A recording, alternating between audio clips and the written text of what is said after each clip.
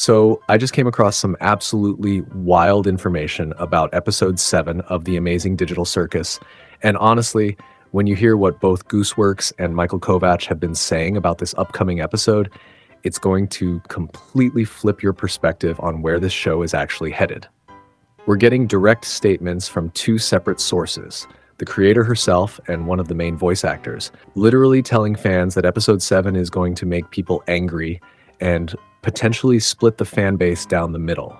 And I'm not talking about random fan speculation here, because these are actual quotes from official streams that paint a pretty clear picture of just how controversial this episode is going to be.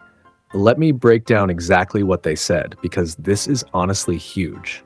During a stream with Joby, who voices the disappearing guy, Gooseworx dropped some major details about episode 7's production. She explained that this episode went through complete production hell during pre-production, with tons of rewrites because they knew they had to nail it perfectly. Otherwise, in her words, it would be the worst thing ever. But here's the kicker. Even after all those rewrites and getting it working, she said it's still only going to piss off the right people. Like so many rewrites, because it's like we have to get this to work, otherwise it will be like the worst thing ever. I feel like we got it working though, so it's only going to piss off the right people. Now that phrase, the right people, is really telling because it suggests that whoever gets upset about this episode are people that Gooseworx thinks deserve to be mad. So we're not talking about accidentally disappointing fans here. This sounds completely intentional. Then Michael Kovach, who voices Jax, basically confirmed everything Gooseworx said and gave us even more concerning details. He straight up said that episode 7 will probably tear the fan base apart because some people are going to love the direction it's taking, while others will feel completely betrayed by how it plays out. Goose actually was in a stream with the guy that voices disappearing guy, Joby. She explained that episode 7, the next episode, will piss off people. And I will be honest, it probably will. I think that'll be the episode that somewhat tears the fan base a little bit, because some people will see that episode and love the direction it's going. Some people will feel like betrayed by the way it goes. And here's where it gets really specific. Michael told a friend about what happens in episode 7, and their reaction was literally, "Dude, I hate it." But Michael had the complete opposite reaction and loved it. So whatever's happening in this episode is so divisive that even people close to the production are completely split on whether it's good or bad. Looking at all the fan reactions, most people are immediately jumping to conclusions about Jax, and honestly, that makes total sense given everything we know. The biggest theory is that this episode will either set up Jax's redemption or definitively prove that he can't be redeemed. And considering that Gooseworx once said that only the strongest Jax fans will survive, it's looking more and more like the second option. But what they're describing probably goes way beyond just one character's actions. Michael specifically mentioned it's about the direction of the entire show, and that some people will feel betrayed by the way it goes. That suggests we're talking about a fundamental shift in what fans expect from the Amazing Digital Circus. One theory that keeps popping up is that episode 7 might completely abandon the adventure format. Episode 6 was barely an adventure at all, and if Kane starts giving up on creating these elaborate scenarios, that could definitely upset fans who are here for the colorful, game-like atmosphere. But there's another major theory that we might get some kind of lore revelation that completely changes how we understand the circus. Some fans think it might be what they're calling a soma situation, named after that horror game where the main character discovers he's not actually human, but a digital copy of someone's consciousness.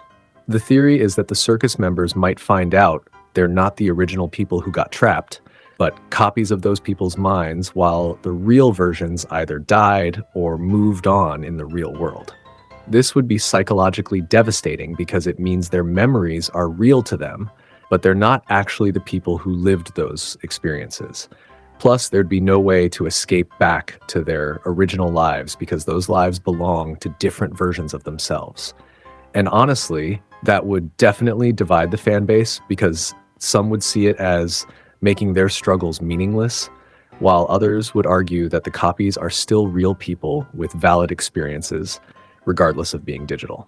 But the theory that's really gaining traction, especially given what we know about Jax's backstory, is that episode 7 might finally reveal the truth about what happened with Kaufmo and Ribbit. We know from previous episodes that Jax used to have friends in the circus, but he doesn't anymore, and there's clearly some major trauma tied to their abstractions. What's interesting is that Jax mentioned both Kaufmo and Ribbit became insufferable right before they abstracted. But what if that wasn't just them getting worse? What if episode 7 reveals that Jax's relationship with them was way more complicated than we thought?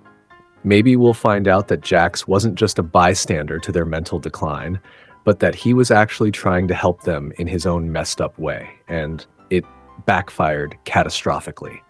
We've seen how Jax reacts when people try to get close to him. He pushes them away because he genuinely believes he's dangerous to be around. And what if that belief comes from experience? What if he tried to be there for Kaufmo and Ribbit, but his methods of helping or his inability to handle their deteriorating mental state actually made things worse?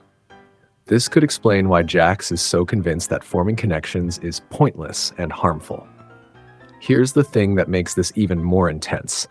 Episode 7 was originally supposed to be combined with Episode 8 as one massive episode, but Gooseworx had to split it because of how long it was getting. But according to her, all the upcoming episodes are still over 30 minutes long, even after the split.